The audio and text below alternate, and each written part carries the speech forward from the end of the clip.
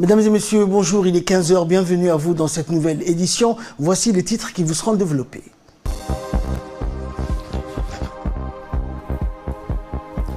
La ministre de la Femme et de la Famille participe à une action communautaire à Ouéa, dans la région de Tadjoura. Et concernant l'actualité internationale, le contre-la-montre à moins d'un mois de l'échéance concernant le Brexit. Bonjour à tous. Nous débutons cette édition par ce sommet, ce 13e sommet extraordinaire auquel a pris part le président de la République, Ismaël Omar Guelleh, sommet extraordinaire de l'Union africaine des chefs d'État et de gouvernement sur l'entrée en vigueur de la ZLECAf. Le président de la République a pris part aujourd'hui à la 13e session du sommet extraordinaire de la conférence des chefs d'État et de gouvernement de l'Union africaine avec une question à l'ordre du jour, celle de la rentrée en vigueur de la zone de libre-échange continentale africaine, la ZLECAf, ce sommet extraordinaire qui s'est tenu par visioconférence sous la présidence du président sud-africain Cyril Ramaphosa, président en exercice de l'Union africaine, permis donc aux chefs d'État et de gouvernement de l'Union africaine de se pencher sur le lancement des échanges commerciaux dans le cadre de la ZLECAf à partir de janvier 2021. Cette rencontre virtuelle a examiné les progrès réalisés pour un démarrage effectif des échanges. Il convient également de rappeler que la création de la ZLECAf, la zone de libre-échange continentale africaine, est une opportunité pour tous les chefs d'État, pour tous les États également, en ce qu'elle favorise le développement des chaînes de valeur et d'approvisionnement à travers l'élargissement du marché. Toujours dans l'actualité, la ministre de la Femme et de la Famille, accompagnée d'une forte délégation composée de parlementaires, d'élus et de hauts responsables du secteur privé et public, a participé hier à une journée d'action communautaire organisée par l'association LEAD en partenariat avec les cadres de Ouéa, dans le village de Ouéa, situé à 8 km de Sagalou sur l'axe routier. À son arrivée, la délégation a été accueillie chaleureusement par Abdelkader Ali Udoum et la population locale fortement mobilisée venue de toutes les localités avoisinantes de Ouéa. La journée avait pour objectif de soutenir et d'appuyer les femmes rurales et les personnes vulnérables à travers l'amélioration des moyens de subsistance, la fourniture et dotation de matériel scolaire ainsi que la promotion des activités sociales. La journée a été une occasion également pour la ministre de la Femme et de la Famille de remettre des équipements de couture, de l'artisanat et la promotion des activités sociales comme le renforcement de la mutuelle communautaire et le lancement du programme d'alphabétisation pour les femmes. Par ailleurs, la ministre a tenu une rencontre de proximité avec les femmes et les leaders de la localité pour discuter et recueillir les doléances en présence d'un principal organisateur de l'association de Ouéa, en la personne d'Abdelkader Ali Udoum. Abdelkader Dileita et Fatouma Abdallah ont remercié la ministre et sa délégation pour leur déplacement jusqu'au village de Ouéa et pour leur soutien.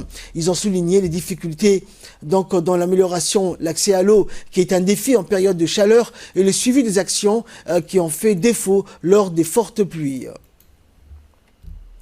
Et prenant la parole lors de cette rencontre de proximité avec la population de Ouéa et de ses environs, la ministre de la Femme et de la Famille a remercié la population de Ouéa pour l'accueil chaleureux au nom de la forte délégation composée de cadres parlementaires, des élus et des hauts cadres publics et privés. La ministre a indiqué dans son intervention que le mérite de cette organisation, donc de cette journée, revenait au cadre Abdelkader Ali Udoum qui a sensibilisé dans le département pour soutenir les femmes de Ouéa et les personnes de cette localité. Elle a indiqué qu'il avait fait donc un grand plaidoyer auprès du ministère sur les difficultés sociales dans cette localité de Ouéa et ses environs, et le déplacement a indiqué donc la ministre intervenait suite à ce plaidoyer. La ministre a souligné qu'un programme sera mis en œuvre avec la couture et la formation et l'octroi des machines à coudre couplé avec une formation en couture et artisanat. Concernant les doléances sociales soulevées dans le domaine de l'eau, la santé, la ministre ministre a pris acte et a promis de suivre les doléances déjà transmises au conseil régional de Tadjoura suite aux fortes pluies. Elle a demandé à la population d'être solidaire, de prier pour l'amélioration des conditions qui seront effectives avec la volonté. Et elle a aussi précisé que les responsables régionaux et nationaux sont présents physiquement. Ils sont au courant tout de même de la situation à Ouéa et dans toute la région. Dans l'actualité également, la seconde journée clôture du forum virtuel sur le capital humain s'est tenue au Djibouti Palace Kempinski. En effet, de hauts cadres djiboutiens issus des départements concernés par la thématique, à savoir le ministère des Affaires sociales, celui de la santé, de l'économie et des finances, mais aussi celui du travail et du secrétariat d'État à la décentralisation, entre autres, des représentants de la société civile, du secteur privé, de l'université de Djibouti, en prépare donc à ce colloque d'importance capitale quant à l'avenir de la jeunesse du pays. Ces participants ont été appelés à échanger par visioconférence sur les thèmes principaux de la santé, de l'éducation et de la protection sociale afin d'aboutir à un plan d'action multisectoriel et accélérer le processus de développement du capital humain. En collaboration avec l'ambassade saoudienne à Djibouti, l'association de la bienfaisance pour le Saint-Coran à Djibouti a lancé la 3e édition du concours de mémorisation du Saint-Coran. La cérémonie de lancement de ce concours, qui regroupe plus de 100 candidats de Djibouti-Ville et de certaines régions de l'intérieur, s'est tenue au siège du Haut Conseil islamique, en présence notamment du président de l'association, Cheikh Usleye Girre, et du président du Haut Comité de Fatwa, Abdurrahman Shamsuddin, ainsi que du chef du comité de jury, Cheikh Mahmoud Ahmed Absiye. Les participants s'affronteront sur les 3 niveaux du concours, représentés par la mémorisation du Saint-Coran en entier, les 20 parties en plus des 10 parties. Selon les organisateurs, cette initiative s'inscrit dans le cadre des activités annuelles menées par l'association pour le Saint-Coran à Djibouti et encourager les jeunes à mémoriser le Saint Livre du Tout-Puissant.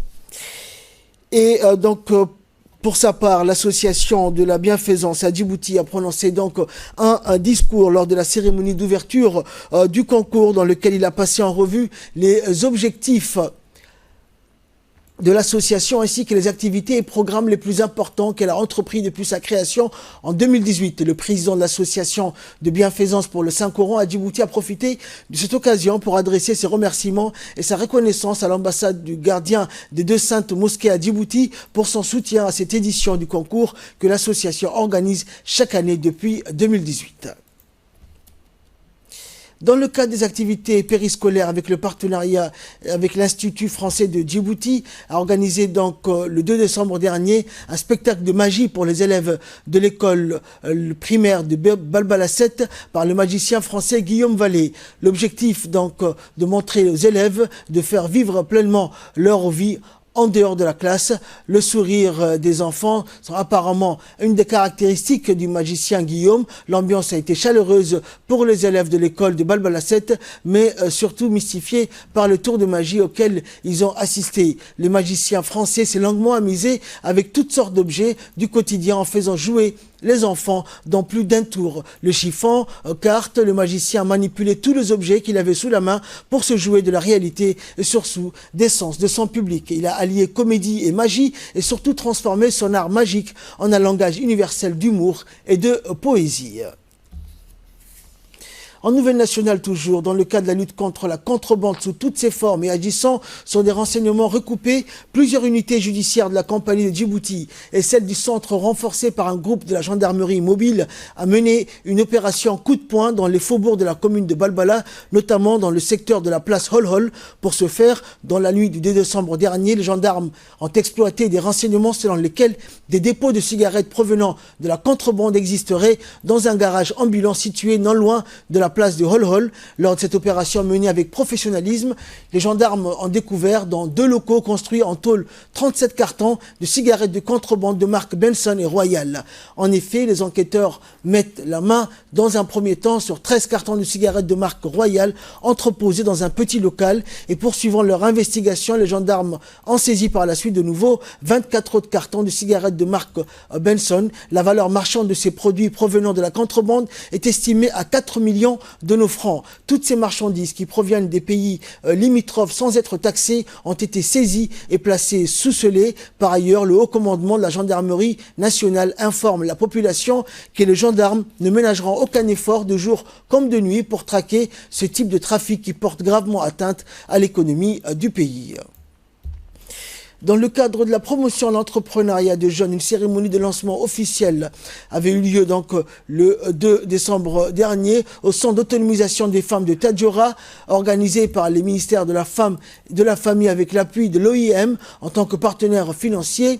Le bureau régional donc genre des ministères de la Femme et de la Famille et la représentante Khadiga Mohamed Ibrahim s'est rendu sur le terrain pour assurer le suivi de l'activité du projet sur les outils de pêche, les boutiques, les ustensiles de cuisine ou encore les studios photos. Les jeunes de Tadjoura expriment leur sincère gratitude à l'égard de la ministre de la Femme et de la Famille pour son soutien sans faille et pour son engagement et ont souhaité également la continuité de ce projet d'entrepreneuriat de jeunes qui incite la jeunesse à compter sur eux-mêmes.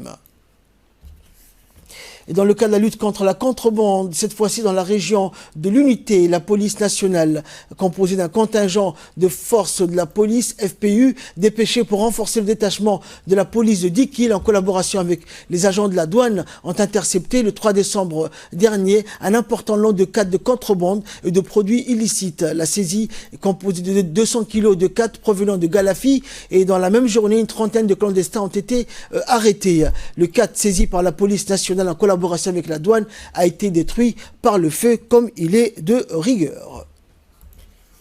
Et là, nous passons à l'actualité internationale. Au Mali, les membres du Conseil national de transition dévoilés. Le Conseil national de transition a présenté la liste de ses membres après la désignation du chef de l'État de transition et la nomination du Premier ministre et de son gouvernement. Les 121 membres du CNT ont été désignés. Parmi les personnalités figurant sur la liste officielle, celle de Malik Douaï, une désignation prévisible du numéro 2 de la junte à l'origine du coup d'État d'août dernier. Malik Diaw est également pressenti pour être nommé président du CNT lors de l'élection prévue aujourd'hui. D'après les décrets publiés mardi dans le journal officiel, les forces de défense et de sécurité sont en réalité les mieux représentées dans l'institution, avec 22 sièges obtenus contre 9 sièges pour la société civile et 8 pour le M5 RFP, bien qu'ils avaient annoncé qu'aucun de ses membres ne siégerait au CNT.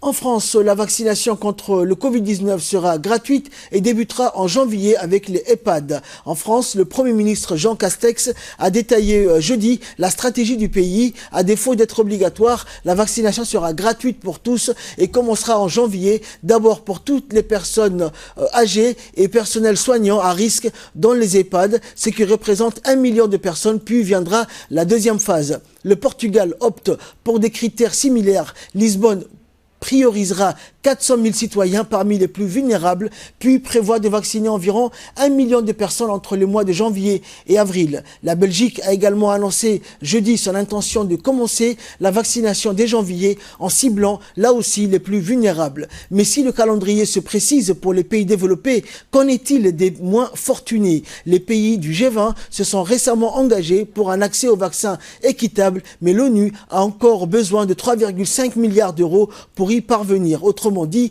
le début de la vaccination ne sera pas la panacée.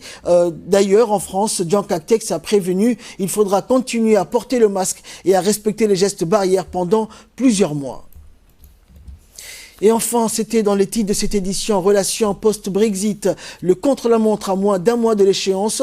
Le marathon s'est transformé en course contre la montre et à moins d'un mois de l'échéance, le négociateur européen Michel Barnier peine à voir la ligne d'arrivée. Les négociations sur l'accord commercial qui doit régir les relations entre l'Union européenne et le Royaume-Uni continuent de bloquer sur plusieurs obstacles, à commencer par la pêche dans les eaux britanniques. C'est la fin de cette édition. Merci à vous de l'avoir suivi. Excellent après-midi sur Télé Djibouti.